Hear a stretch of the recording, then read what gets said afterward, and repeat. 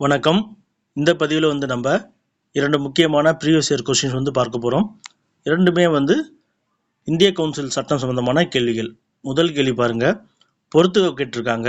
அதாவது ஒவ்வொரு சட்டங்களும் அது கொண்டு வரப்ப இருந்த அரசு பிரதிநிதி யாரு அப்படின்னு சொல்லி பொறுத்து சொல்லியிருக்காங்க. இந்திய கவுன்சில் சட்டம் 1861. இந்த சட்டத்தின் படி தான் இந்தியா முழுமைக்கு சதி ஒழிக்கப்பட்டது. சரிங்களா? 1829 வங்காளத்தில் பெண்டிங் பிரபு சதியை ஒழிச்சிருப்பாரு. 1861 இந்தியா முழுமைக்குமே சதி ஒழிக்கப்பட்டது. அப்போதைக்கு அரசு பிரதிநிதியாக இருந்தவர் கானிங் பிரபு. சரிங்களா? கானிங் பிரபருடைய காலத்தில்.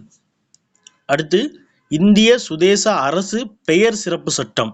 இந்த சட்டம் 1876 இயற்றினாங்க. அப்போதைக்கு அரசு பிரதிநிதியாக இருந்தவர் யாரு அப்படின்னா லிட்டன் பிரபு அவர்கள். அடுத்து மூன்றாவது தொழிற்சாலை சட்டம். இது 1881 இயற்றப்பட்டது. இந்த சட்டத்தின் அப்ப நமக்கு தெரியும் 1882 உள்ளாட்சி அமைப்புகளின் தந்தை என்று போற்றப்படக்கூடிய ரிப்பன் பிரபு இருந்திருப்பார்ல. அப்ப 81 அவர் தான். ரிப்பன் பிரபு காலத்துல கொண்டு வந்திருப்பாங்க.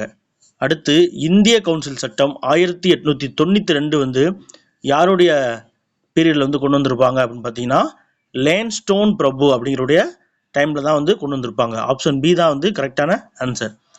அடுத்த கேள்வி பாருங்க, நார்த்கோட் ட்ரெவல்யன் கமிஷன். அதாவது 1853 பட்டை சட்டம் கொண்டு வந்திருப்பாங்களே, அதைத்தான் என்னது நார்த்கோட் ட்ரெவல்யன் கமிஷன் அப்படின்னு சொல்றாங்க.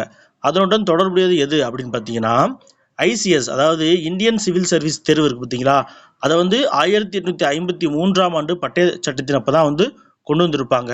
அந்த சட்டத்தின் அடிப்படையில் 1855 முதல் ஐசிஎஸ் தேர்வு, போட்டித் தேர்வு மூலமா அதிகாரிகள் தேர்ந்தெடுக்கக்கூடிய தேர்வு லண்டன்ல நடத்தப்பட்டிருக்கும்.